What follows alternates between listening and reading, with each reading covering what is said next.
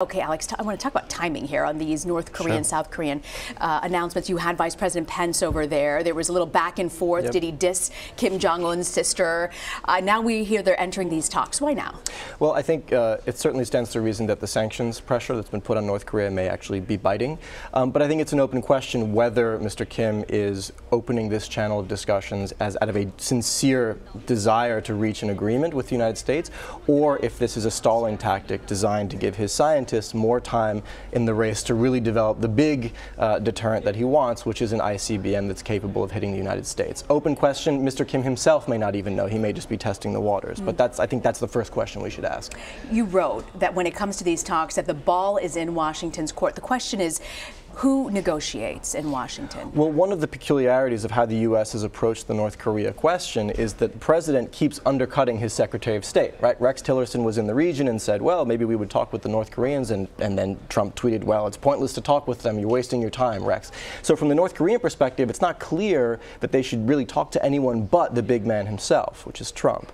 So I think there'll be some confusion there. I mean, if the U.S. sends Tillerson to go talk to them, is Kim going to be prepared to meet with Tillerson? And if so, will he be prepared to show any of his cards to Tillerson in a context where it seems like Trump may undercut him again, and he's probably just waiting for that big meeting with Trump? You know, when you look at big agreements and negotiations, you look at Oslo, which the Israelis and Palestinians kind of did on their own. Do you think the North and South Koreans could get more done just negotiating on their own, or do they have to bring in the U.S.? Well, I think the central issue is that North Korea wants a nuclear weapon that can hit the U.S. as a deterrent, and the U.S. doesn't want to let North Korea do that. So the good offices of the South Koreans in opening these channels of diplomacy is certainly very important.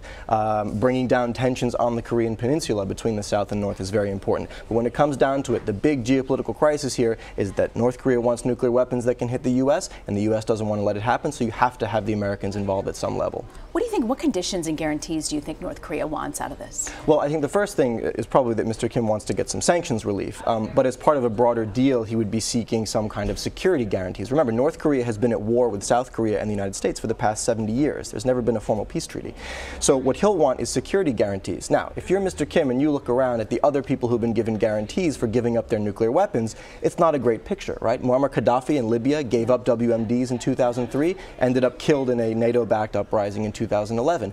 Ukraine gave up its nuclear weapons in 1994 in exchange for security guarantees. 20 years later, it was invaded by one of the guarantors. So you can be sure that Pyongyang is going to be looking for some kind of very ironclad security guarantees. Whether there's something that can even satisfy that, we'll have to see. And just the mention of the talks, to be clear, they're not talking about denuclearizing right now at this moment. But do you think this is a realistic expectation of the United States to have it? Suddenly they're just going to give up their weapons?